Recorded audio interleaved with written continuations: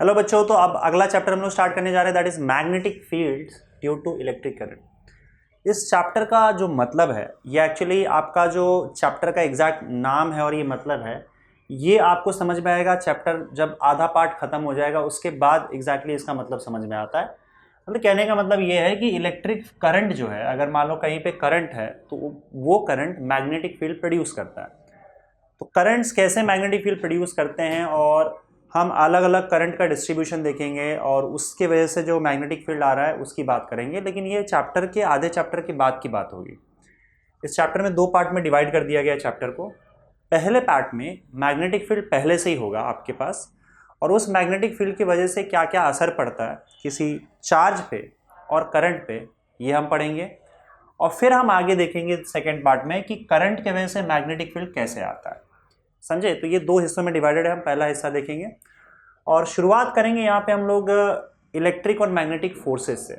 देखो, अब यहाँ पे एक होता क्या है कि जैसे अगर मैं एक चार्ज की बात करूँ, अगर मैं एक सिंगल चार्ज लेता हूँ तो चार्ज जो है वो फोर्स एक्सपीरियंस करता है अगर हम उसको इलेक्ट्रिक फील्ड में रख देते हैं। इलेक्ट्रिक फील्ड कहाँ से आता है? वैसे भी इलेक्ट्रोस्टैटिक वाला एक चैप्टर है, वो अभी तक हुआ नहीं है, लेकिन आप देखो कि इलेक्ट्रोस्टैटिक्स चैप्टर में हम पढ़ेंगे कि अगर मान लो आपके पास एक चार्ज है तो चार्ज की वजह से इसके अराउंड ना एक इलेक्ट्रिक फील्ड होता है। इसके अराउंड एक इलेक्ट्रिक फील्ड होता है किसी चार्ज के अराउंड। उस इलेक्ट्रिक फील्ड के अंदर अगर कोई तुम दूसरा चार्ज रख देते हो, मान लो क्यू चार्ज रख देते हो, तो ये क्यू चार्ज ये क्या करेगा? इसको रिपेल करेगा। मतलब इस इलेक्ट्रिक फील्ड के अंदर, मान लो इसका इलेक्ट्रिक फील्ड ई है इस पॉइंट पे, इस इलेक्ट्रिक फील्ड के अंदर ये क्या करेगा? फोर्स एक्सपीरियंस करेगा।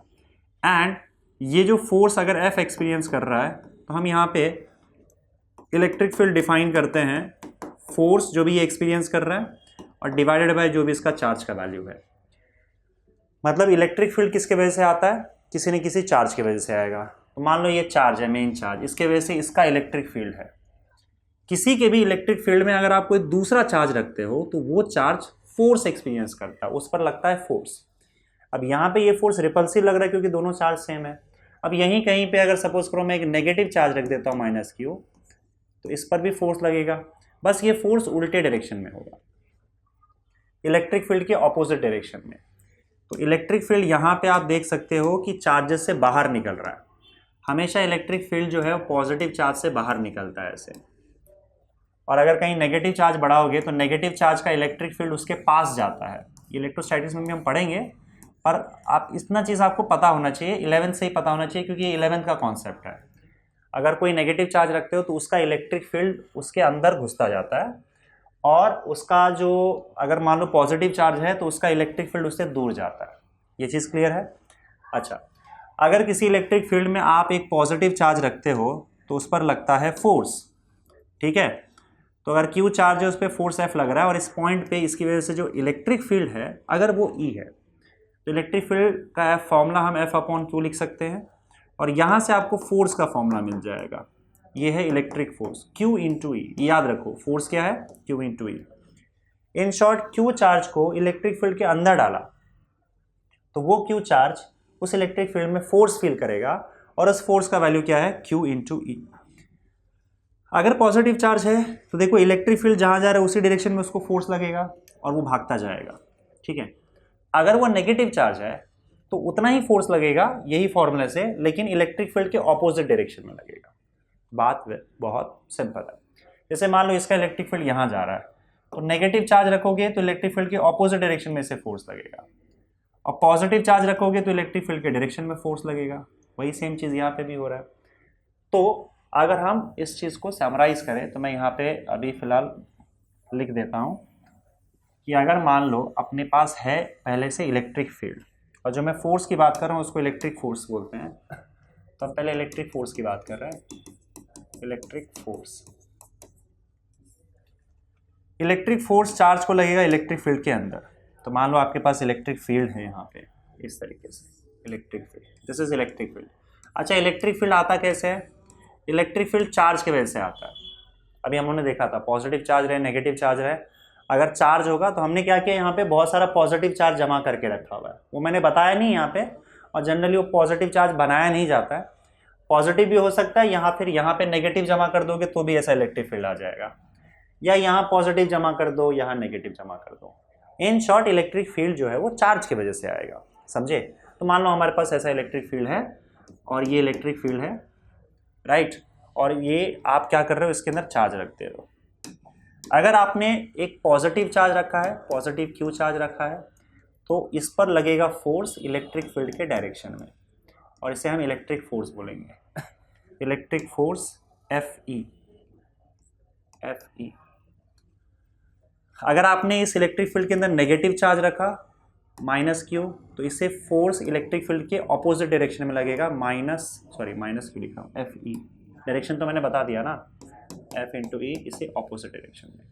और ये जो आपका इलेक्ट्रिक फोर्स एफ ई है उसका वैल्यू क्या है, क्यू इंटू ई, समझ गए, क्यू इंटू ई।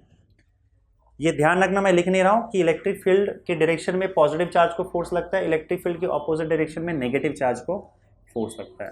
तो एफ ये हो गया आपका electric force, this is electric force. देखो अगर इलेक्ट्रिक फील्ड है आपके पास, उसके अंदर आपने चार्ज रखा, आपने उसमें चार्ज रखा या चार्ज को भगा दिया, जो किया, इलेक्ट्रिक फील्ड उस पर फोर्स लगाएगा, ये क्लियर है, ठीक है। इस बात से फर्क नहीं पड़ता है कि चार्ज आपका रेस्ट पे है कि मोशन में है, अगर वो इलेक्ट्रिक फील्ड में है तो उस पर फोर्स लगेगा, और फोर्स हमेशा या तो इलेक्ट्रिक फील्ड के डायरेक्शन में लगेगा या तो उसके ऑपोजिट डायरेक्शन में। वो इस बात पर डिपेंड करता है कि आपका चार्ज नेगेटिव है या पॉजिटिव। ये डायरेक्शन की बात हो गई, वैल्यू की बात हो गई, और फोर्स, इलेक्ट्रिक फोर्स कितना लगता है, क्यू इंटू ई। अब बात करते हैं मैग्नेटिक फील्ड की, और मैग्नेटिक फील्ड की वजह से जो फोर्स लगेगा वो होगा आपका magnetic force. Magnetic force F M लिख देता हूं यहाँ पे मैं। पहली बात तो ये कि हम मैग्नेटिक फील्ड की बात कर लेते हैं कि भाई मैग्नेटिक फील्ड क्या होता है। देखो मैग्नेटिक फील्ड जो है वो मैग्नेट के अराउंड होता है, जैसे इलेक्ट्रिक फील्ड चार्ज के अराउंड होता है, वैसे ही मैग्नेटिक फील्ड जो है आपका मैग्नेट के अराउंड होता है। तो अगर मान लो यहाँ पे मैं एक मैग्नेट रख देता हूँ जिसका ये नॉर्थ पोल है, ये साउथ पोल है, तो इसके मैग्नेटिक लाइंस ऑफ फोर्स होंगे। ये भी कॉन्सेप्ट आपका 11th का ही है, लेकिन फिर बता दूँ मैं। इस तरह से मैग्नेटिक फील्ड इसका निकलेगा, अंदर जाएगा, निकलेगा, अंदर जाएगा। मैग्नेटिक फील्ड हमेशा क्या होता है, नॉर्थ से आपको बाहर निकलता हुआ दिखेगा और साउथ से अंदर घुसता हुआ दिखेगा, लेकिन ये शुरुआत या अंत नहीं होता है इसका, बल्कि हमेशा मैग्नेटिक फील्ड जो है वो क्लोज लूप बनाता है, मैग्नेटिक लाइंस। तो ये जो मैग्नेटिक फील्ड के लाइंस आपको दिख रहा है हमेशा क्लोज लूप बनाएगा, मतलब यहाँ से स्टार्ट होगा तो घूम के पूरा वापस यहाँ पे आ जाएगा, तो ये पूरा अंदर घूम के वापस मिल जाता है। हालांकि ये चीज़ आपके इलेक्ट्रिक फील्ड के साथ नहीं होता है, इलेक्ट्रिक फील्ड क्लोज लूप नहीं बनाता है, वो पॉजिटिव से स्टार्ट होता है और अगर कहीं नेगेटिव चार्ज दिख गया तो नेगेटिव में घुस के ख़त्म हो जाता है, और नहीं है तो फिर वो इन्फिनिटी तक जाएगा, लेकिन घूम के वापस रिटर्न नहीं आता है। लेकिन मैग्नेटिक लाइंस ऑफ फोर्स हमेशा जहाँ से स्टार्ट होगा घूम के रिटर्न आ जाएगा वहाँ से।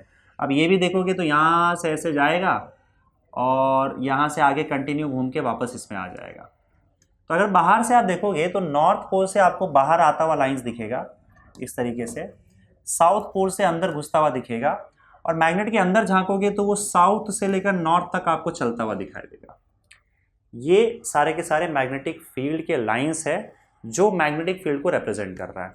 ये है आपका मैग्नेटिक फील्ड। तो आप मैग्नेटिक फील्ड जो है वो मैग्नेट से प्रोड्यूस कर सकते हो, राइट। हम ऐसे भी कर सकते हैं कि एक मैग्नेट ऐसे रख दो जिसका यहाँ पे नॉर्थ पोल है और साउथ कहीं और है, मतलब इस साइड है, और यहाँ पे एक नॉर्थ साउथ पोल रख दो जिसका नॉर्थ पोल इस साइड रहेगा। तो अब आपको लाइंस ऑफ फोर्स कैसे दिखते हैं, मैग्नेटिक लाइंस ऑफ फोर्स, ये मैग्नेटिक फील्ड है आपका। मैग्नेटिक फील्ड को हम बी से रिप्रेजेंट करते हैं, बी इज मैग्नेटिक फील्ड। अब मैग्नेटिक फील्ड का फॉर्मूला और वैल्यू अब आपको पता चलेगा, बस ये समझ लो कि ये मैग्नेटिक फील्ड है। तो यहाँ देखो हमेशा नॉर्थ से साउथ की ओर आपको जाते हुए दिखाई देगा, बाहर है ना ये मैग्नेट के बाहर हमेशा मैग्नेटिक फील्ड आपको नॉर्थ से साउथ की ओर जाते हुए दिखाई देगा, और ये आपका अगेन मैग्नेटिक फील्ड, ठीक है। तो मान लेते हैं हमारे पास मैग्नेटिक फील्ड है। अब सवाल ये है कि अगर एक मैग्नेटिक फील्ड है आपके पास, let me just draw the magnetic field. I will draw magnetic field with blue lines just to differentiate it from electric field. हमारे पास ये मैग्नेटिक फील्ड है, this is magnetic field B. अगर मैं इसके अंदर चार्ज रखता हूँ, मान लो इसके अंदर मैंने जाके एक चार्ज रख दिया, तो क्या इस पर फोर्स लगेगा? इस पर फोर्स नहीं लगेगा, समझे। अगर आप एक चार्ज मैग्नेटिक फील्ड में ले जाकर रखते हो तो उस पर फोर्स नहीं लगेगा। मैग्नेटिक फील्ड में कोई मैग्नेट रखोगे तो वो उसको रिपेल करेगा या अट्रैक्ट करेगा, वो डिपेंड करता है। जैसे मान लो यहाँ पे आपने ले जाकर नॉर्थ पोल रख दिया तो ये नॉर्थ रिपेल करेगा, साउथ इसे अट्रैक्ट करेगा। वैसे साउथ रख दिया तो उल्टा हो जाएगा। लेकिन एक चार्ज को अगर किसी मैग्नेटिक फील्ड में रखते हो तो उस पर फोर्स नहीं लगेगा, रखने पर नहीं लगेगा। लेकिन अगर चार्ज को तुमने भगाना चालू कर दिया, मान लो आपने चार्ज को एक वेलोसिटी दे दी, इस तरीके से वेलोसिटी दे दी, v क्या है, वेलोसिटी, v इज वेलोसिटी, तब इस पर फोर्स लगेगा। क्यों लगेगा वहां पे भी देखते हैं हम लोग। पर अगर चार्ज भागने लग जाए तब उस पर फोर्स लगेगा। तो यहाँ पे मैं दो चीजें लिख रहा हूँ फटाफट। पहली चीज तो ये कि charge at rest, a charge at rest in magnetic field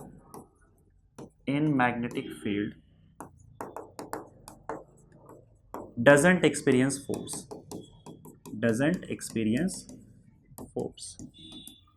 ठीक है, पहली चीज तो ये।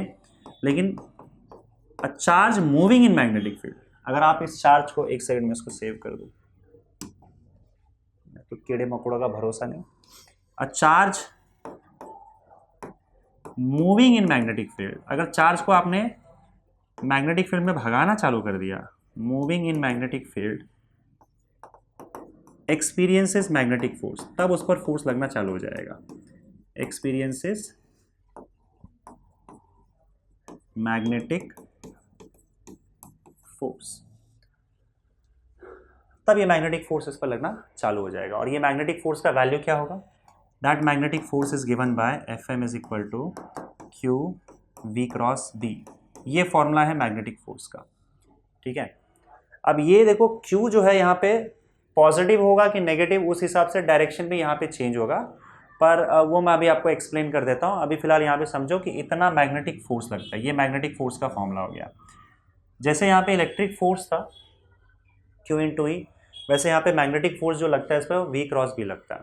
अच्छा, चार्ज अगर रुका हुआ है तब फोर्स नहीं लग रहा है, लेकिन जब चार्ज भागने लग जाता है तो याद करो, एक भागता हुआ चार्ज जो होता है वो एक मूविंग चार्ज जो होता है, moving charge,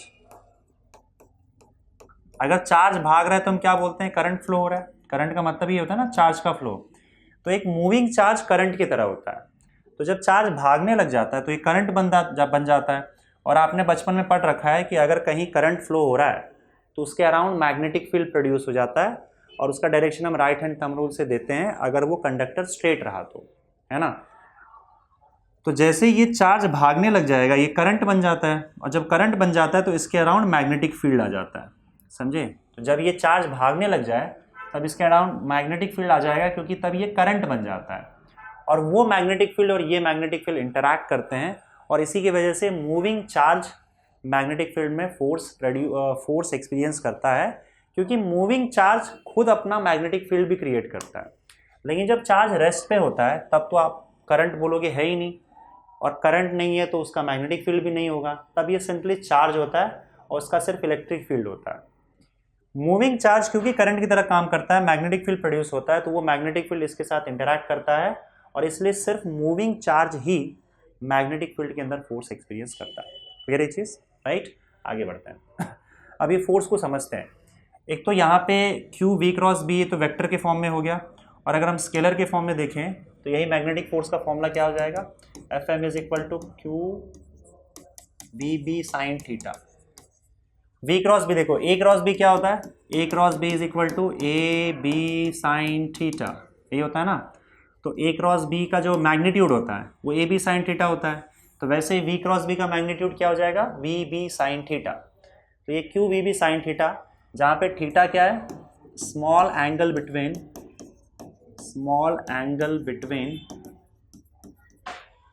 velocity and magnetic field. Velocity और मैग्नेटिक फील्ड के बीच का जो एंगल हमने बना रखा है यही एंगल थीटा उन्होंने यहाँ पे ले रखा है। देखो ये मैग्नेटिक फील्ड है और ये वेलोसिटी है चार्ज का, इसके बीच में जो एंगल बन रहा है ये थीटा है। तो इतना फोर्स लगता है।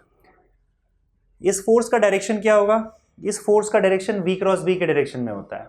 अगर मैं इसको वेक्टर फॉर्म में लिखूं तो आप डायरेक्शन के लिए डायरेक्शन ऑफ फोर्स की हम बात करते हैं। Direction of force it is directed along V cross B for positive charge और minus V cross B for negative charge. ठीक है, अब इसको थोड़ा समझते हैं कि डायरेक्शन कहाँ है।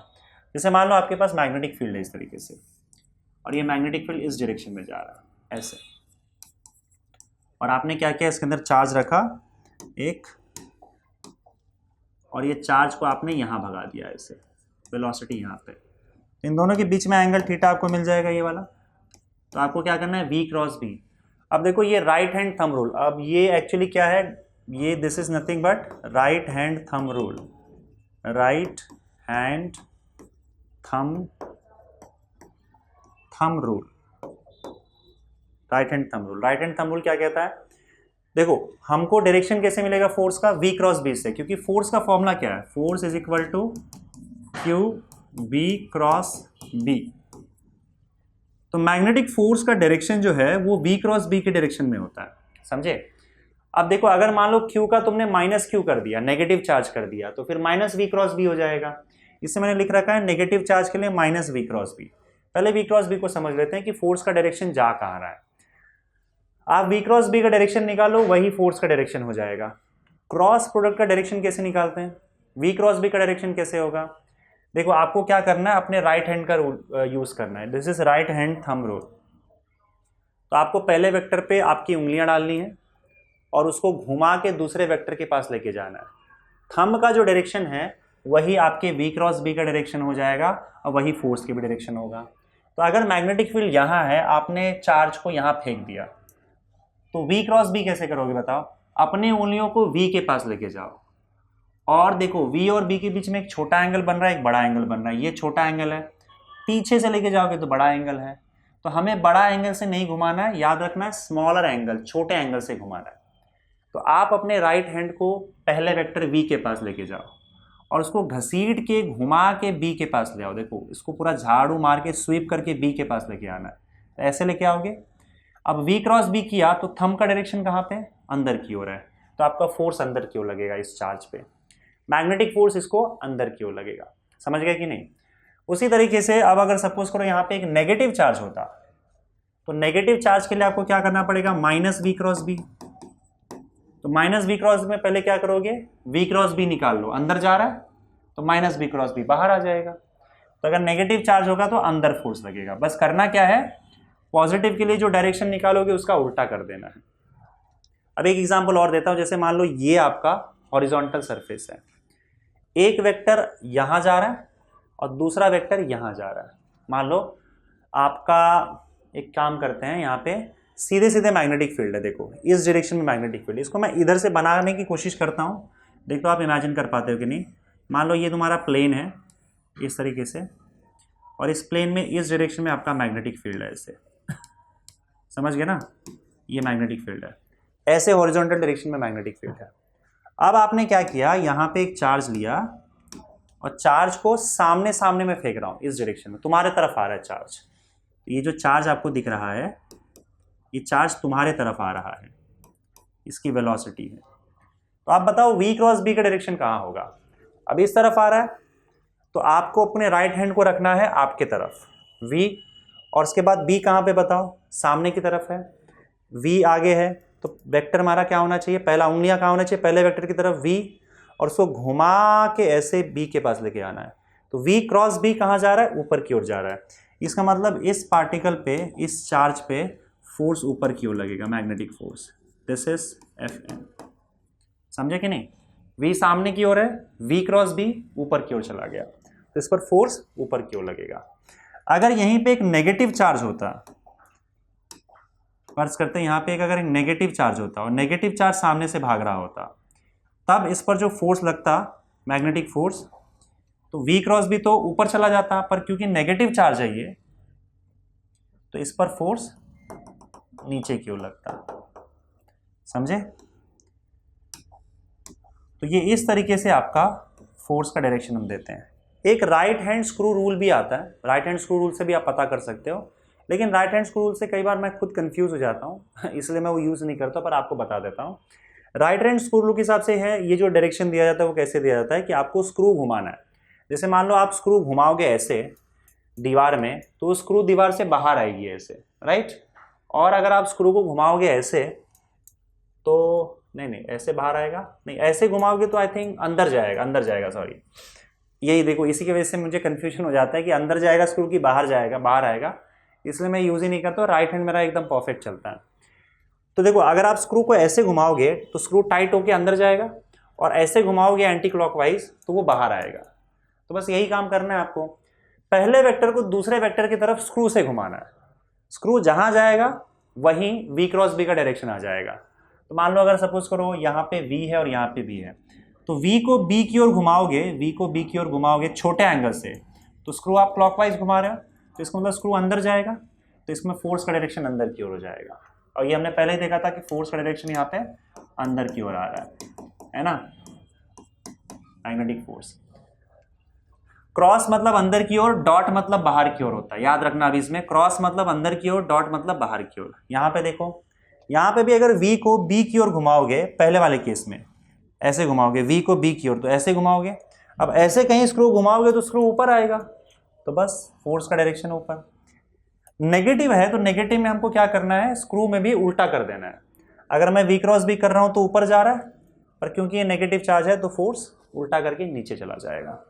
तो आप right hand thumb rule use कर सकते हो या फिर राइट हैंडेड स्क्रू रूल, ये आप पे डिपेंड करता है, आपको जो भी बेटर लगे।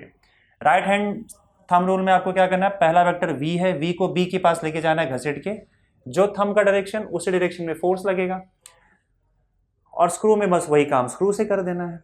समझ गए? तो ये आपका मैग्नेटिक फोर्स आ गया, समझे? अब देखो, मैग्नेटिक फोर्स की कुछ प्रॉपर्टीज है। जैसे मैग्नेटिक फोर्स का अगर मैं वैल्यू लिखूं, Fm is equal to vector form में तो v क्रॉस b आ गया, और इसका स्केलर फॉर्म में q v b sine theta होता है, ठीक है। अब देखो यहां पे, देखो क्या होगा कि आपका मैग्नेटिक फोर्स जीरो कब कब हो सकता है, बताओ मैग्नेटिक फोर्स जीरो कब होगा? अगर सपोज करो आपकी वेलोसिटी जीरो हो, इस पे लिख देता हूं, magnetic force on charge is zero when पहला केस, जब वेलोसिटी ही जीरो हो जाए। वेलोसिटी जीरो कब होगा? मतलब आपका चार्ज रेस्ट पे है। ये तो मैंने पहले बोला था ना कि चार्ज रेस्ट पे होगा तो उस पर मैग्नेटिक फोर्स नहीं लगेगा। चार्ज रेस्ट पे होगा, v जीरो हो जाएगा तो मैग्नेटिक फोर्स जीरो हो जाएगा। या फिर अगर सपोज करो आपका थीटा का वैल्यू 0 डिग्री हो जाए। थीटा का वैल्यू 0 डिग्री मतलब जहां मैग्नेटिक फील्ड है, आपने मैग्नेटिक फील्ड के डायरेक्शन में ही आपने चार्ज को फेंक दिया, तो मैग्नेटिक फील्ड के डायरेक्शन में ही चार्ज को फेंक दोगे तो दोनों के बीच में एंगल 0 बन जाएगा, आपका फोर्स 0 हो जाएगा।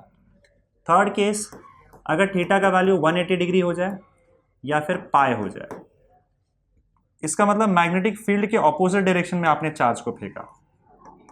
अगर मैग्नेटिक फील्ड वहां है और आप उसके ऑपोजिट डायरेक्शन में अगर चार्ज को फेंकते हो तो इसके बीच में एंगल 180 डिग्री बन जाएगा, तो भी आपका फोर्स 0 हो जाएगा। क्योंकि देखो, साइन 0 0 होता है, साइन 0 0 होता है, और साइन 180 डिग्री भी 0 होता है। तो थीटा का वैल्यू अगर 180 डिग्री रखोगे तो भी आपका वैल्यू फोर्स का 0 हो जाएगा, क्योंकि साइन 180 डिग्री भी 0 होता है। 3 केसेस है जिसमें आपका चार्ज पर कोई फोर्स नहीं लगेगा अगर वो मैग्नेटिक फील्ड में है तो। एक तो अगर वो मैग्नेटिक फील्ड में रेस्ट पे रखा हुआ है, v 0 हो जाएगा, मैग्नेटिक फोर्स 0 हो जाएगा।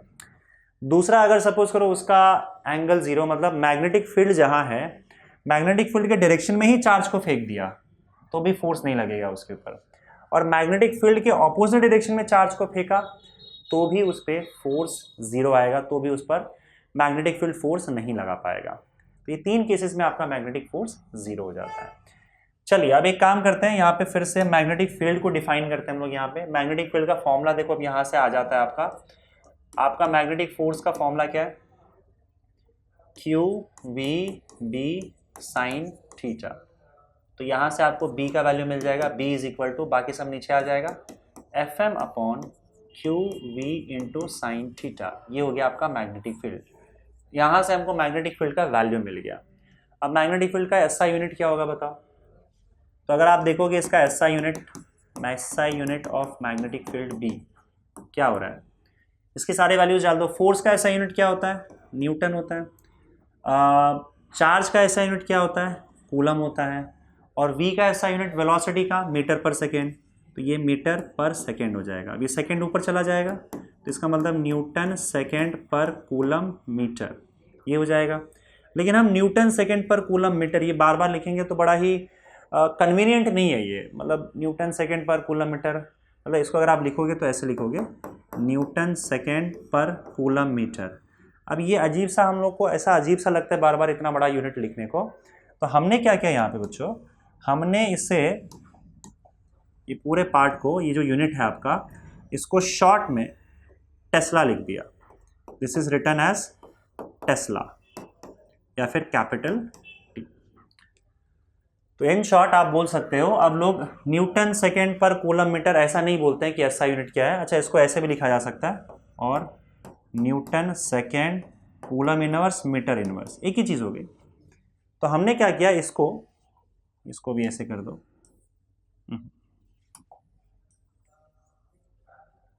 तो इसको हम लोगों ने क्या कर दिया, टेस्ला लिख दिया। ये लिखने के बाद जब हम टेस्ला लिखते हैं, तो जब आपसे कोई पूछे कि भाई एसआई यूनिट क्या है, SI unit of magnetic field क्या है, तो वो होगा टेस्ला या फिर कैपिटल टी। तो टेस्ला का कोई अलग मतलब नहीं, टेस्ला का मतलब यही होता है। मतलब आप ऐसे लिख सकते हो कि Tesla is nothing but Newton second पर कूलम मीटर, न्यूटन सेकेंड पर कूलम मीटर, इसी को टेस्ला बोला जाता है। अच्छा, तो ये एसआई यूनिट हो गया आपका, ये इसको बोलो या फिर टेस्ला बोल दो, दोनों एक ही चीज़ है। टेस्ला मैग्नेटिक फील्ड का एसआई यूनिट है। मैग्नेटिक फील्ड को हम लोग टेस्ला में मेजर करते हैं। एक और यूनिट है, अदर यूनिट ऑफ बी, वो एसआई यूनिट तो नहीं है, लेकिन ये यूनिट काफ़ी यूज होता है मैग्नेटिक फील्ड का, जिसको बोला जाता है गॉस। तो टेस्ला और गॉस में रिलेशन है 1 tesla is equal to 10⁴ gauss होता है। तो ये टेस्ला और गॉस का रिलेशन। एक और यूनिट मैग्नेटिक फील्ड का, that is Tesla and that is Gauss. तो ये हो गया इलेक्ट्रिक फोर्स और मैग्नेटिक फोर्सेस। अच्छा, अगर मान लो इलेक्ट्रिक फील्ड और मैग्नेटिक फील्ड दोनों आपने अप्लाई कर दिया, तो both electric and magnetic field, यहां पे लिख देता हूं, both electric and magnetic field. अगर मान लो दोनों इलेक्ट्रिक फील्ड और मैग्नेटिक फील्ड दोनों आपने अप्लाई कर दिया, मतलब किसी डायरेक्शन में इलेक्ट्रिक फील्ड भी है, अब ये फिक्स नहीं है, ये इलेक्ट्रिक फील्ड भी है, और आपने किसी डायरेक्शन में क्या किया, मैग्नेटिक फील्ड भी लगा दिया, किसी डायरेक्शन में मैग्नेटिक फील्ड भी लगा दिया इस तरीके से। और फिर इस इलेक्ट्रिक फील्ड और मैग्नेटिक फील्ड के कॉम्बिनेशन में अब आपका इसके अंदर एक चार्ज भाग रहा है किसी डायरेक्शन में, ये चार्ज लिया और चार्ज को आपने भगाना चालू कर दिया v वेलोसिटी से। तो ऐसे केस में इस पर इलेक्ट्रिक फील्ड भी लगेगा और मैग्नेटिक फील्ड भी लगेगा। तो टोटल फोर्स क्या हो जाएगा बताओ इसके अंदर, total force on charge F is equal to, एक तो इलेक्ट्रिक फील्ड लगेगा और प्लस एक आपका मैग्नेटिक फील्ड लगेगा। इलेक्ट्रिक फील्ड जो होता है उसका वैल्यू होता है Q इंटू ई, और मैग्नेटिक फील्ड का वैल्यू हमने देखा था Q V क्रॉस B। तो Q आप कॉमन ले सकते हो यहाँ पे, और ये हो जाएगा E plus V cross B, ठीक है। तो ये जो टोटल फोर्स होता है इसको हम लोग लॉरेंट्ज फोर्स बोलते हैं। Total electric and magnetic field का जो फोर्सेस होता है इसको हम लोग लॉरेंट्ज फोर्स बोलते हैं, लॉरेंट्ज फोर्स, ठीक है। आप लॉरेंट्ज फोर्स अकेले इलेक्ट्रिक फील्ड और मैग्नेटिक फील्ड को भी बोल सकते हो, दोनों मिला के जो टोटल फोर्स आपका आता है उसको भी लॉरेंट्ज फोर्स हम लोग बोलते हैं। तो लॉरेंट्ज फोर्स मतलब इलेक्ट्रिक फील्ड और मैग्नेटिक फील्ड में जो चार्ज फोर्स एक्सपीरियंस करता है उसको लॉरेंट्ज फोर्स बोला जाता है, जो कि टोटल इलेक्ट्रिक फील्ड और मैग्नेटिक फील्ड का एडिशन है। समझे? आगे बढ़ते हैं बच्चों, बात करते हैं यहाँ पे साइक्लोट्रॉन मोशन की। देखो, cyclotron motion actually circular motion होता है चार्ज पार्टिकल का। अगर आप किसी चार्ज पार्टिकल को या किसी चार्ज को किसी मैग्नेटिक फील्ड के अंदर फेंकते हो, तो हमने देखा था कि जैसे उसको आपने फेंका, मैग्नेटिक फील्ड के अंदर उससे फोर्स लगता है जिसको हम लोग मैग्नेटिक फोर्स बोलते हैं, और उस मैग्नेटिक फोर्स का वैल्यू क्या होता है, Q V B sine theta. अगर स्केलर के फॉर्म में, वेक्टर के फॉर्म में क्यू वी क्रॉस बी, ये मैग्नेटिक फोर्स लगता है उस चार्ज पार्टिकल पे अगर वो भागता है तो। अच्छा, यहाँ पे अगर मैं मैग्नेटिक फील्ड के परपेंडिकुलर चार्ज पार्टिकल को फेंकूं तब देखो क्या होता है। मान लो जैसे ये आपका मैग्नेटिक फील्ड है, ठीक है, और अगर मान लो किसी चार्ज पार्टिकल को आपने परपेंडिकुलर फेंक दिया इसके अंदर, तब ऐसे केस में क्या होता है, इसको आपने जैसे मान लो यहाँ पे चार्ज पार्टिकल पकड़ लेते हैं हम लोग, और ये चार्ज पार्टिकल आपका यहाँ पे रखा हुआ है, और इस मैग्नेटिक फील्ड में आप देखो, मैग्नेटिक फील्ड जनरली हम ऐसे बनाते हैं, लेकिन जब आप मैग्नेटिक फील्ड आपके प्लेन के परपेंडिकुलर अंदर घुसते हुए बनाते हो तो उसे क्रॉस क्रॉस बनाते हो। बाहर आते हुए जब भी आप मैग्नेटिक फील्ड बनाओगे, जैसे तुम्हारा प्लेन है, पेपर का प्लेन होगा, यहाँ पे बोर्ड का प्लेन है मेरा, इससे बाहर अगर मुझे मैग्नेटिक फील्ड बनाना है तो मैं ऐसे डॉट डॉट डॉट बनाऊंगा। डॉट से समझ में आ जाएगा सामने वाले को कि मैग्नेटिक फील्ड इससे बाहर निकल रहा है परपेंडिकुलर। जब मैं क्रॉस बनाता हूं तो सामने वाले को समझ में आ जाता है मैग्नेटिक फील्ड इस बोर्ड के परपेंडिकुलर अंदर घुस रहा है, तो मैग्नेटिक फील्ड अंदर की साइड हो गया। अगर मैं इस बोर्ड पे कहीं भी चार्ज को फेंकूं, चाहे यहां फेंकूं चाहे यहां फेंकूं, तो आपका मैग्नेटिक फील्ड जब बोर्ड के ही परपेंडिकुलर है, तो बोर्ड में मैं कहीं भी चार्ज को फेंकूंगा तो उस चार्ज के वेलोसिटी के परपेंडिकुलर ही मैग्नेटिक फील्ड हो जाएगा। तो हमने क्या किया यहाँ पे, charge moving perpendicular to magnetic field, charge moving perpendicular to magnetic field. अब इसका असर देखो क्या होता है, अगर आप चार्ज, कब का चार्ज मैग्नेटिक फील्ड के परपेंडिकुलर भाग रहा है तो क्या होगा देखो। अब इसमें होगा क्या, इस पर लगेगा फोर्स, और कहाँ लगेगा फोर्स वो देखते हैं। मान लो जैसे आपने ऐसे फेंक दिया उसको मैग्नेटिक फील्ड के परपेंडिकुलर, ये उसकी वेलोसिटी, तो देखो वेलोसिटी आपने इसको ऐसे फेंका, और मैग्नेटिक फोर्स का डायरेक्शन कैसे दिया जाता है, v क्रॉस b, तो v ऊपर की ओर है, उंगलियों को ऊपर रखो, और b देखो अंदर की ओर है, तो उस उंगलियों को अंदर की ओर घुमाओ, तो v क्रॉस b यहाँ आ जाएगा, मतलब इस पर जो फोर्स लगेगा v क्रॉस b वो यहाँ अंदर की ओर लगेगा। दिस इज मैग्नेटिक फोर्स जो ये एक्सपीरियंस करेगा, and this magnetic force is perpendicular to velocity, velocity के परपेंडिकुलर ये मैग्नेटिक फोर्स लगता है। अच्छा, एक बात ध्यान रहे, मैंने आपको बताया भी है कि अगर वेलोसिटी के परपेंडिकुलर अगर कोई फोर्स लगाते हो तो वो फोर्स सिर्फ और सिर्फ उस वेलोसिटी का डायरेक्शन चेंज कर पाएगा, मैग्नीट्यूड चेंज नहीं कर पाएगा। वेलोसिटी के परपेंडिकुलर लगा हुआ फोर्स सिर्फ उसका डायरेक्शन चेंज करता है। अगर आपको वेलोसिटी का वैल्यू भी चेंज करना है तो या तो वेलोसिटी के डायरेक्शन में फोर्स लगाना पड़ेगा जिससे वेलोसिटी बढ़ जाएगा, या तो वेलोसिटी की ऑपोजिट डायरेक्शन में फोर्स लगाना पड़ेगा जिससे वेलोसिटी कम हो जाएगी। लेकिन वेलोसिटी के परपेंडिकुलर डायरेक्शन में लगा हुआ फोर्स सिर्फ वेलोसिटी के डायरेक्शन को सिर्फ चेंज कर पाता है। तो इससे होगा क्या, इस फोर्स की वजह से इस चार्ज पार्टिकल के वेलोसिटी का डायरेक्शन बदल जाएगा। अब ये चार्ज पार्टिकल यहाँ न भागकर यहाँ भागना चालू कर देगा, लेकिन यहाँ पे भी अगर भाग रहा है तो भी मैग्नेटिक फील्ड तो अंदर ही है ना, मैग्नेटिक फील्ड के परपेंडिकुलर ही है, तो यहाँ पे भी उस पर मैग्नेटिक फोर्स लगेगा। और ये मैग्नेटिक फोर्स फिर से कहाँ लगेगा, देखो ऐसे है, तो ये V है, V ऊपर की ओर, अंदर है B, तो V क्रॉस B फिर से ऐसे लग रहा है, और ये भी मैग्नेटिक फील्ड वेलोसिटी के परपेंडिकुलर ही फोर्स लगेगा, फिर से FM, फिर से ये FM फोर्स यहाँ पे लगेगा। फिर से क्या होगा, इस चार्ज पार्टिकल का डायरेक्शन चेंज हो जाएगा, अब ये चार्ज पार्टिकल यहाँ भागने लगेगा, और फिर से इस पर मैग्नेटिक फोर्स अंदर की ओर लगेगा। ऐसे कंटिन्यूसली ये फोर्स लगता चला जाएगा, और आप देखोगे कि ये चार्ज पार्टिकल जो है धीरे धीरे एक सर्कल में घूमता जा रहा है, और ये सर्कल कंप्लीट करता जाएगा। इसका मतलब charge moving perpendicular to magnetic field perform circular motion, और याद रहे इस सर्कुलर मोशन में इसकी स्पीड चेंज नहीं हो रही है क्योंकि वेलोसिटी के परपेंडिकुलर फोर्स लग रहा है। मैंने आपको अभी बताया था कि वेलोसिटी के परपेंडिकुलर वाला फोर्स सिर्फ वेलोसिटी का डायरेक्शन चेंज कर सकता है, उसका वैल्यू चेंज नहीं कर सकता है। इसका मतलब स्पीड तो कांस्टेंट है, कांस्टेंट स्पीड के साथ घूमता चला जा रहा है।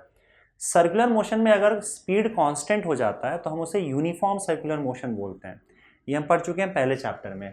तो अगर एक चार्ज को तुमने मैग्नेटिक फील्ड के परपेंडिकुलर फेंक दिया तो वो सर्कल में घूमेगा, सर्कुलर मोशन, और कांस्टेंट स्पीड के साथ घूमेगा, मतलब वो क्या परफॉर्म कर रहा है यूनिफॉर्म सर्कुलर मोशन, और ये यूनिफॉर्म सर्कुलर मोशन परफॉर्म करना चालू कर देता है इसके अंदर। अब ध्यान से देखो कि इसके सेंटर पे कौन सा फोर्स लग रहा है, यही मैग्नेटिक फोर्स लग रहा है, और सेंटर की ओर जो भी फोर्स लगता है उसको हम लोग सेंट्रीपिटल फोर्स बोलते हैं। तो यहाँ पे अगर मैं सेंट्रीपिटल फोर्स की बात करूँ जो सर्कुलर मोशन करवा रहा है, तो ये centripetal force is nothing but your magnetic force. Centripetal force is magnetic force. यही मैग्नेटिक फोर्स सेंट्रीपिटल फोर्स का काम कर रहा है। तो सेंट्रीपिटल फोर्स का फॉर्मूला क्या होता है? mv² upon R. और मैग्नेटिक फोर्स का फॉर्मूला क्या होता है? अभी देखा था हम लोगों ने, QVB sin थीटा। तो QVB sin थीटा हो जाएगा। लेकिन अगर आप ध्यान से देखोगे तो यहाँ पे थीटा का वैल्यू 90 डिग्री होगा, क्योंकि थीटा का वैल्यू क्या होता है? वेलोसिटी और मैग्नेटिक फील्ड के बीच का एंगल। और ये हमने तभी देख लिया था कि वेलोसिटी जो है वो मैग्नेटिक फील्ड के परपेंडिकुलर है, क्योंकि हम परपेंडिकुलर फेंक ही रहे हैं यहाँ पे। तो यहाँ पे थीटा का वैल्यू 90 डिग्री हो जाएगा। अगले स्टेप में आप लिख सकते हो v और v कैंसिल आउट हो जाएगा, तो mv/r is equal to q into B into sine 90 degree, है ना, क्योंकि थीटा आपका 90 डिग्री हो गया। तो इस हिसाब से आप देखोगे तो साइन 90 डिग्री 1 होता है, तो mv का वैल्यू क्या हो जाएगा बताओ? qb हो जाएगा। mv is equal to qb और r हो जाएगा। और mv एक तो ये फॉर्मूला है। अब मास इंटू वेलोसिटी क्या होता है? मोमेंटम होता है, मोमेंटम। तो ये मोमेंटम का फॉर्मूला QBR हो जाएगा। आप इसको ऐसे लिख लो, या फिर अगर मैं R की बात करूँ, रेडियस की बात करूँ, जिस रेडियस में घूम रहा है, तो उस रेडियस का फॉर्मूला क्या हो जाएगा? इस रेडियस का फॉर्मूला, अच्छा यहाँ पे टेक्स्ट बुक में कैपिटल R रेडियस लेके रखा हुआ है, तो मैं कैपिटल R ले लेता हूँ, उससे फर्क नहीं पड़ता है, कैपिटल R लो या स्मॉल r लो, बस आप वहाँ पे लिख दो साइड में कि R इज़ द रेडियस। तो नहीं तो बोलोगे सर टेक्स्ट बुक में अलग दिया हुआ है, वैसे बोलोगे नहीं, तुम लोग मेरे स्टूडेंट हो तो इंटेलिजेंट तो हो ही, पर स्टिल चलो मैं लेटर के मामले में टेक्स्ट बुक को ही फॉलो कर लो, ठीक है। अब देखो इस फॉर्मूले से क्या आएगा? R का वैल्यू बताओ, mv/QB, mv/QB। तो ये रेडियस का फॉर्मूला हो गया, जिस रेडियस में ये घूम रहा है उसका ये फॉर्मूला, ठीक है। तो ये इक्वेशन हो गया। अब इस मोशन को हम लोग साइक्लोट्रॉन मोशन बोलते हैं। जब किसी मैग्नेटिक फील्ड में किसी चार्ज पार्टिकल को फेंकोगे और सर्कल में घूमने लग जाए तो हम इसी को साइक्लोट्रॉन मोशन बोलते हैं। साइक्लोट्रॉन मोशन मतलब क्या? A charge particle moving performing uniform velocity, uniform circular motion and when it is projected perpendicular to the magnetic field. Magnetic field के परपेंडिकुलर अगर किसी चार्ज पार्टिकल को प्रोजेक्ट करोगे, फेंकोगे, तो वो यूनिफॉर्म सर्कुलर मोशन परफॉर्म करने लग जाता है, और इसी मोशन को हम लोग साइक्लोट्रॉन मोशन बोलते हैं। तो साइक्लोट्रॉन मोशन परफॉर्म कर रहा है, यहाँ पे सर्कल में घूम रहा है, समझ गए? जिस सर्कल में घूम रहा है उसका रेडियस, उसका मोमेंटम का फॉर्मूला, और ये दोनों सेम चीज़ है। मैंने मास इंटू वेलोसिटी को पी लिख दिया है, तो मोमेंटम का फॉर्मूला QBR और रेडियस का फॉर्मूला mv/QB। दूसरी बात ये है कि क्योंकि ये सर्कल में घूम रहा है और ये एक यूनिफॉर्म सर्कुलर मोशन परफॉर्म कर रहा है, तो यूनिफॉर्म सर्कुलर मोशन एक पीरियोडिक मोशन होता है। पीरियोडिक मोशन इसीलिए क्योंकि सेम टाइम इंटरवल में ये बार बार अपने मोशन को रिपीट कर रहा है। पीरियोडिक मोशन का हम हमेशा टाइम पीरियड और फ्रीक्वेंसी कैलकुलेट करते हैं, तो तुम टाइम पीरियड इसका निकाल लो। टाइम पीरियड क्या होगा बताओ? T is equal to time is equal to distance upon speed होता है। अब वो एक पूरे चक्कर लगाने में जो भी डिस्टेंस कवर कर रहा है वो 2πr है, तो time T is equal to क्या हो जाएगा? 2πr, और स्पीड क्या होगा? v होगा। r का वैल्यू अगर यहाँ से सब्सटीट्यूट कर दो तुम, तो ये बन जाएगा आपका 2π/v, और r का वैल्यू क्या है? mv/QB, mv/QB। v और v गया तो 2πm/QB। टाइम पीरियड का फॉर्मूला क्या आ गया? 2πm/QB। उसी तरीके से फ्रीक्वेंसी की बात की जाए, ये है टाइम पीरियड, टाइम पीरियड। तो फ्रीक्वेंसी क्या होता है बताओ?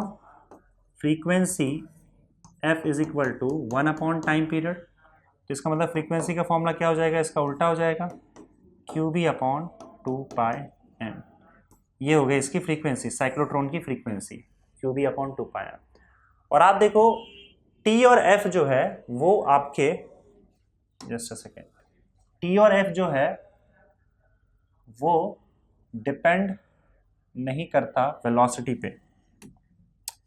देखो टाइम पीरियड और फ्रीक्वेंसी दोनों में वेलोसिटी नहीं है, ना टाइम पीरियड में वेलोसिटी है ना फ्रीक्वेंसी में वेलोसिटी है। तो हम लिख सकते हैं time period and frequency doesn't depend on velocity, doesn't depend on velocity.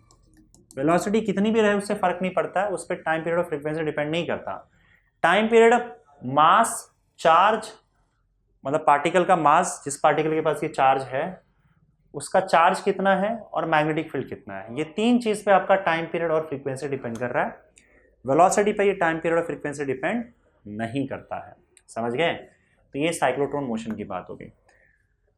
अब क्योंकि हमें पता है कि मैग्नेटिक फील्ड के अंदर अगर आप किसी चार्ज को फेंकोगे परपेंडिकुलर तो वो सर्कल में घूमने लग जाता है, जिसको हम साइक्लोट्रॉन मोशन बोलते हैं। इसी साइक्लोट्रॉन के प्रिंसिपल को हम यूज़ करते हैं और इससे हम बनाते हैं साइक्लोट्रॉन एक्सेलरेटर। एक्सेलरेटर मतलब अगर आप किसी भी पार्टिकल को बहुत फास्ट भगाते हो और उसका स्पीड कंटिन्यूसली बढ़ाते चले जाते हो तो हम बोलते हैं कि हम उसे एक्सेलरेट कर रहे हैं। और ये जिस मशीन की मदद से आप करते हो, जिस मशीन की मदद से आप किसी पार्टिकल का स्पीड बढ़ाते चले जाते हो, उस मशीन को हम लोग एक्सेलरेटर बोलते हैं। तो हम साइक्लोट्रॉन मोशन के हेल्प से एक्सेलरेटर बिल्ड करते हैं और इसको हम लोग साइक्लोट्रॉन एक्सेलरेटर बोलते हैं। हम इसमें क्या करते हैं, किसी भी चार्ज पार्टिकल को एकदम फास्ट करते चले जाते हैं, उसका स्पीड बढ़ाते चले जाते हैं। कैसे होता है ये चीज़? देखो, हम क्या करते हैं, यहाँ पे दो डीज लेते हैं। डी मतलब क्या? पूरा खाली डी होता है। डी शेप का दो चेंबर लेते हैं ऐसे, एक डी शेप का चेंबर ऊपर रखते हैं और दूसरे डी शेप का चेंबर नीचे रखते हैं ऐसे, इस तरीके से। अंदर पूरा खोखला होता है, आप समझ सकते हो ना, इस तरीके से ऐसे दो पार्ट, एक पार्ट इधर एक पार्ट इधर, और ये ऐसे रखा हुआ है। अंदर ये पूरा खाली है। इस पूरे पार्ट में हम लोग को चार्ज को भगाना है और यहाँ पे हम लोग एसी करंट का सप्लाई दे देते हैं। इस डी में एक एक वायर जोड़ के एसी करंट का सप्लाई दे देते हैं। एसी करंट की खासियत क्या होती है कि ये बार बार अपने प्लस माइनस को बदलता है। जैसे अगर मान लो मैं यहाँ पे एसी करंट लगा दूँ, किसी रेजिस्टेंस या कोई भी एक सर्किट है, इसमें एसी करंट लगा दूँ, तो एसी करंट में अगर मान लो ये पॉजिटिव टर्मिनल है बैटरी का और ये नेगेटिव टर्मिनल है, तो एक पर्टिकुलर टाइम के बाद अब इससे क्या होगा, करंट यहाँ फ्लो होगा। कुछ पर्टिकुलर टाइम के बाद ये नेगेटिव हो जाता है और ये पॉजिटिव हो जाता है, तो करंट यहाँ फ्लो होने लग जाता है। फिर उसने उतने ही पर्टिकुलर टाइम के बाद फिर से ये पॉजिटिव हो जाएगा, ये नेगेटिव हो जाएगा, अब करंट यहाँ फ्लो होने लगेगा। मतलब करंट अब बार बार अपना डायरेक्शन बदलते जाता है क्योंकि पोलैरिटी बार बार बदलता जाता है, प्लस का माइनस, माइनस का प्लस हो जाता है। तो ऐसा करंट हमने यहाँ पे लगा रखा है। अब देखो, फिलहाल ये जो एसी सा करंट है, मान लेते हैं कि ये पॉजिटिव टर्मिनल है इसका और ये नेगेटिव टर्मिनल है। तो अगर पॉजिटिव टर्मिनल और नेगेटिव टर्मिनल है तो अभी अभी हम लोगों ने डिस्कस किया था स्टार्टिंग में ही कि पॉजिटिव चार्जेस अगर कहीं पे रहते हैं तो उससे इलेक्ट्रिक फील्ड निकलता है, और अगर नेगेटिव चार्जेस कहीं रहता है तो उसके पास इलेक्ट्रिक फील्ड जाता है। तो अगर मैं यहाँ पॉजिटिव और यहाँ नेगेटिव रख दूँ तो पॉजिटिव से इलेक्ट्रिक फील्ड निकलेगा और नेगेटिव के पास चला जाएगा। चार्जेस है तो इलेक्ट्रिक फील्ड होगा ही, तो इलेक्ट्रिक फील्ड यहाँ पे क्रिएट हो जाता है। कहाँ पे क्रिएट होता है? अच्छा, इसको एक ठीक है चलेगा, इन दोनों के बीच में, इधर प्लस है इधर माइनस है, तो इन दोनों के बीच में इस तरीके से इलेक्ट्रिक फील्ड क्रिएट हो जाएगा। जस्ट अ सेकेंड ना, ऐसे इलेक्ट्रिक फील्ड क्रिएट हो जाएगा इस तरीके से, पॉजिटिव से नेगेटिव, नेगेटिव से पॉजिटिव, समझे? इन दो डीज के बीच में जगह है, इसमें इलेक्ट्रिक फील्ड क्रिएट होगा। और इलेक्ट्रिक फील्ड का डायरेक्शन कहाँ होगा बताओ? पॉजिटिव से नेगेटिव की ओर। आपको ये भी पता है कि अगर एक पॉजिटिव एक इलेक्ट्रिक फील्ड के अंदर अगर मैं कोई चार्ज रखता हूँ, मान लेते हैं यहाँ पे पॉजिटिव चार्ज ही है, तो उस चार्ज पर फोर्स लगता है, और वो फोर्स क्या होता है? इलेक्ट्रिक फोर्स होता है। अरे यार,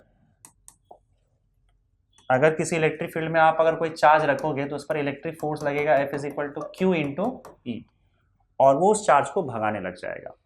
भगाने लगने का मतलब ये है, फोर्स लगेगा तो उसकी वेलोसिटी बढ़ने लग जाएगी। तो कुछ इसी तरीके की चीज़ यहाँ पे भी होती है। हम यहाँ पे क्या करते हैं, हमने एक चार्ज रखा हुआ है, इस चार्ज को हमें भगाना है, उसको स्पीड देना है। तो मान लेते हैं कोई एक पॉजिटिवली चार्ज पार्टिकल है, हालांकि तुम ये नेगेटिवली चार्ज पार्टिकल के साथ भी कर सकते हो, पर एग्जाम्पल के लिए समझने के लिए हम एक पॉजिटिव चार्ज पार्टिकल यहाँ पे लेते हैं। अब इस पॉजिटिव चार्ज पार्टिकल को मान लो तुमने यहाँ पे रख दिया,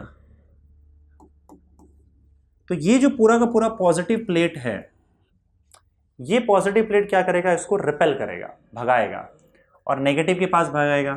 तो इस दौरान इसकी वेलोसिटी बढ़ जाती है और इसके पास एक वेलोसिटी आ जाती है।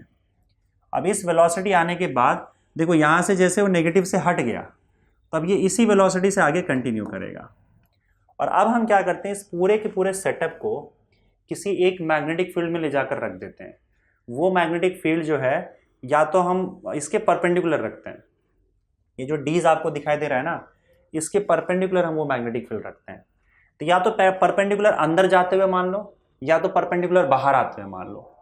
फिलहाल तुम्हारे बुक में बाहर आते हुए दिखा हुआ है, तो इसका मैग्नेटिक फील्ड जो है इस पूरे पार्ट में हमने मैग्नेटिक फील्ड बाहर आते हुए रख दिया है, मतलब बाहर आता हुआ एक मैग्नेटिक फील्ड है। और अगर वो मैग्नेटिक फील्ड परपेंडिकुलर है तो इसका मतलब ये चार्ज पार्टिकल मैग्नेटिक फील्ड के परपेंडिकुलर भाग रहा है। और इसमें अगर सपोज करो मैं देखूं तो बाहर आते हुए रखें कि अंदर जाते हुए रखें, एक काम करते हैं इसको यहाँ पे बना लेते हैं क्योंकि V क्रॉस B का अगर देखा जाए तो V अगर नीचे है और B इधर है तो यहाँ आएगा। चलो ठीक है, तो यहाँ पे चार्ज पार्टिकल से शुरू करते हैं। एक सेकेंड, तो यहाँ से देखो भागा ये, क्योंकि ये पॉजिटिव प्लेट ने उसको रिपेल किया, ये नेगेटिव तक आया। अब यहाँ से जैसे वो स्पीड की वजह से अंदर एंट्री मार लेता है इस वाले एरिया में, तो इलेक्ट्रिक फील्ड तो इन दोनों के बीच में ही था, अब वो इलेक्ट्रिक फील्ड से हट गया। तो अब इसके बाद इसकी वेलोसिटी नहीं बढ़ेगी, याद रखना, अब ये वेलोसिटी कांस्टेंट हो जाएगी। पर क्योंकि इस कांस्टेंट वेलोसिटी के साथ अब ये मैग्नेटिक फील्ड में आ गया, क्योंकि हमने क्या किया, इसके परपेंडिकुलर मैग्नेटिक फील्ड अप्लाई कर दिया, तो अब परपेंडिकुलर मैग्नेटिक फील्ड में वो भाग रहा है। और अभी भी हम लोगों ने देखा था कि अगर परपेंडिकुलर मैग्नेटिक फील्ड में कोई चार्ज पार्टिकल भागेगा तो वो सर्कल में घूमने लग जाता है, तो यहाँ पे भी ये सर्कल में घूमने लग जाएगा ऐसे। और सर्कल में इसी देखो कांस्टेंट वेलोसिटी के साथ घूम रही है, कांस्टेंट वेलोसिटी के साथ सर्कल में घूमते घूमते यहाँ आ जाएगा। अब एसी करंट की फ्रीक्वेंसी कुछ ऐसी सेट की होती है कि जब तक ये यहाँ से यहाँ आएगा, यहाँ पे नेगेटिव था ना, जब तक ये यहाँ से यहाँ आएगा ये प्लेट अब पॉजिटिव बन जाएगा और ये नेगेटिव बन जाएगा। मैंने बताया था ना कि ये चलता रहता है, तो उसको सेट ऐसे किया जाता है कि जब ये यहाँ से यहाँ आए तब अब ये बन गया पॉजिटिव और ये बन गया नेगेटिव, और ये खुद क्या है बताओ, पॉजिटिव चार्ज है, तो फिर ये पॉजिटिव चार्ज उसको रिपेल करेगा, नेगेटिव खींचेगा और इसकी वेलोसिटी फिर बढ़ जाती है। मतलब पहले जितनी वेलोसिटी थी उससे ज़्यादा वेलोसिटी अब आ जाएगी।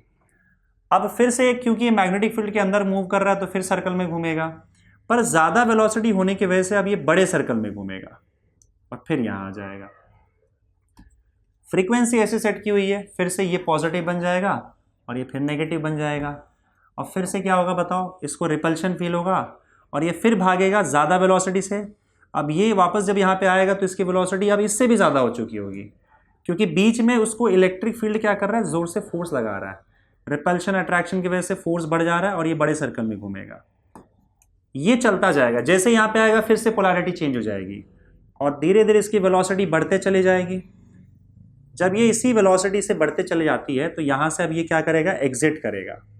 जब ये एग्जिट करता है तो यहाँ पे मैं लिख देता हूँ वी एग्जिट, मान लो वो वी वेलोसिटी से एग्जिट कर रहा है, तो ज़बरदस्त वेलोसिटी से, क्योंकि हर एक टर्न के बाद इसकी वेलोसिटी बढ़ते चले जा रही है और बढ़ते बढ़ते जब यहाँ से निकलता है तो इसके पास बहुत वेलोसिटी हो चुका होता है और ये ज़बरदस्त वेलोसिटी के साथ बाहर निकलता है। यहाँ पे कोई एक टारगेट होता है जो हमने सेट करके रखा होता है कि इस टारगेट को इसको हिट करवाना है एक फास्ट वेलोसिटी से। टारगेट रख दो, उस फास्ट वेलोसिटी से ये हिट कर जाएगा और हमारे साइक्लोट्रॉन एक्सेलरेटर का काम यहाँ पे हो चुका है, बड़े प्यार से, बड़े आसानी से, समझे। तो इस तरीके से साइक्लोट्रॉन एक्सेलरेटर को डिज़ाइन किया जाता है। अब देखो इसकी बाकी जो थियरी है, बाकी के फॉर्मूले वैसे ही हैं जैसे आपने साइक्लोट्रॉन मोशन के लिए देखा था। मतलब अगर मैं इसके मोमेंटम की बात करूं तो क्या होगा, ये momentum p is equal to Q B R, है ना, या फिर आपका M V is equal to momentum मतलब mass into velocity Q B R. Time period की बात करो तो टाइम पीरियड क्या हो जाएगा, 2 pi M upon Q B.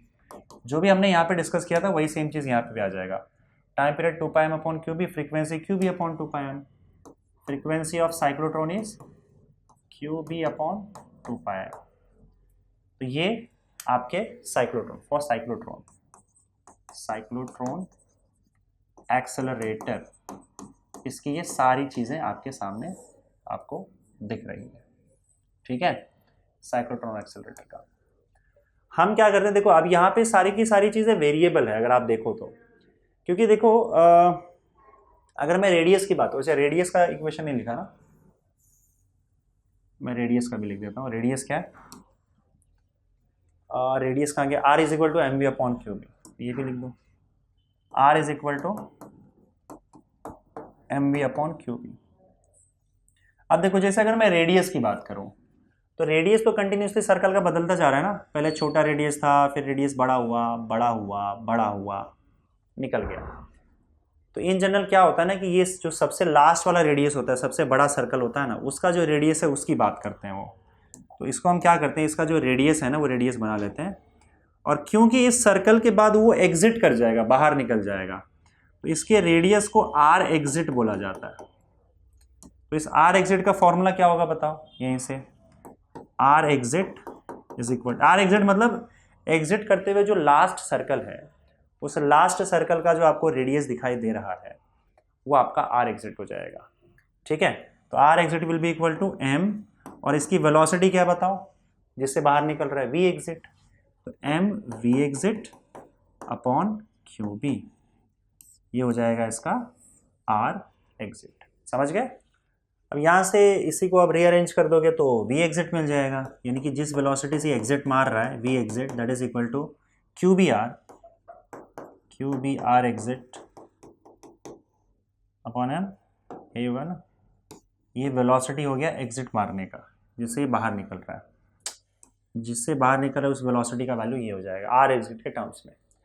अब अगर मान लो बाहर निकलते हुए पार्टिकल का, अगर हम बाहर निकलते पार्टिकल का काइनेटिक एनर्जी निकालें, तो काइनेटिक एनर्जी ऑफ एग्जिट मतलब बाहर निकलते हुए जो काइनेटिक एनर्जी आएगा वो क्या आएगा, हाफ एम वी स्क्वायर, और ये वी क्या होगा, वी एग्जिट होगा, that is equal to half M V exit, ये है Q square B square R exit का स्क्वायर अपॉन एम स्क्वायर। तो वी एग्जिट का स्क्वायर मतलब इसका स्क्वायर, तो Q square B square R exit का स्क्वायर अपॉन एम स्क्वायर, तो एक एम कैंसल आउट हो जाएगा, तो ये बचेगा क्या, Q square B square R exit का स्क्वायर अपॉन एम, यही आपकी काइनेटिक एनर्जी, बाहर निकलते हुए चार्ज पार्टिकल की काइनेटिक एनर्जी साइक्लोट्रॉन मोशन में या साइक्लोट्रॉन एक्सेलरेटर में ये होगी। ठीक है, इसमें एक चीज़ और दी गई है कि देखो यहाँ पे दो फ्रीक्वेंसी की बात होगी, एक तो फ्रीक्वेंसी जिस फ्रीक्वेंसी से ये आपका चार्ज पार्टिकल सर्कल में घूम रहा है, और दूसरा आपका एसी जो सोर्स लगा के रखा है आपने एसी करंट का, उसका फ्रीक्वेंसी। तो एसी का जो फ्रीक्वेंसी होगा इसको हम लोग एफ ए सी लिख देते हैं और एफ ए लिख देते हैं, और जो आपका चार्ज पार्टिकल होगा या साइक्लोट्रॉन की जो फ्रीक्वेंसी होगी, साइक्लोट्रॉन में कौन घूम रहा है, चार्ज घूम रहा है, इसकी फ्रीक्वेंसी को हम लोग एफ सी लिख देते हैं। तो ये जो हमने लिखा है वो एक्चुअली एफ सी है, यहाँ पे जो आपको दिख रहा है साइक्लोट्रॉन की frequency F C, this is F C, रहने दो एफ ई लिख देता हूँ आपने।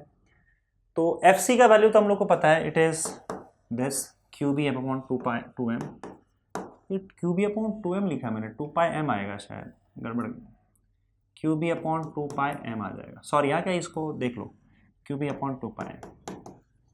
और यहाँ पे हम एक ऐसा कंडीशन बना देते हैं जिसको हम लोग रेजोनेंस कंडीशन बोलते हैं, रेजोनेंस कंडीशन, इसमें ये दोनों फ्रीक्वेंसी आपको इक्वल मिलेगी, मतलब एक्सेलरेटर साइक्लोट्रॉन का और एसी का फ्रीक्वेंसी आपको सेम मिलेगा, which is called resonance condition. एक ऐसा कंडीशन क्रिएट करते हैं जिसका दोनों का फ्रीक्वेंसी आपको सेम मिल जाए, तो एक एसी का फ्रीक्वेंसी और एक आपका साइक्लोट्रॉन का फ्रीक्वेंसी जिससे ये भाग रहा है।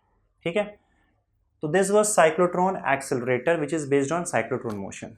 चलिए आगे बढ़ते हैं, और यहाँ पे अब हम बात करेंगे बच्चों हेलिकल मोशन की। हेलिकल मोशन, अब ये हेलिकल मोशन कब होगा और कैसे होगा वो देखो ध्यान से, इसको थोड़ा सा इमेजिन करना है आपको और कुछ नहीं। अब यहाँ पे हम मान लेते हैं बच्चों कि आपका जो मैग्नेटिक फील्ड है वो सामने के डायरेक्शन में, इससे थोड़ा सा इमेजिन करो, मैग्नेटिक फील्ड जो है आपका वो सामने के डायरेक्शन में है। ठीक है, तो थोड़ा सा मैं यहाँ पे ट्राई करता हूँ आपको इमेजिन करवाने की कि आपका मैग्नेटिक फील्ड जो है, देखो ये पैरेलल प्लेट्स यहाँ पे मैं बना के रख रहा हूँ इस तरीके का, और आपका मैग्नेटिक फील्ड जो है वो इस तरीके से, ये जो प्लेट सामने, अगर मान लो ऐसे प्लेट्स रख दो, या सामने की जो मेरी दीवार है यहाँ पे, मैग्नेटिक लाइंस ऑफ फोर्स जो है वो कुछ इस तरीके से जा रहा है कि मैग्नेटिक फील्ड आपका ऐसे है, इस दीवार के परपेंडिकुलर ऐसे जा रहा है इस तरीके से, मतलब सामने इस तरह का मैग्नेटिक फील्ड आपका लगा के रखा हुआ है।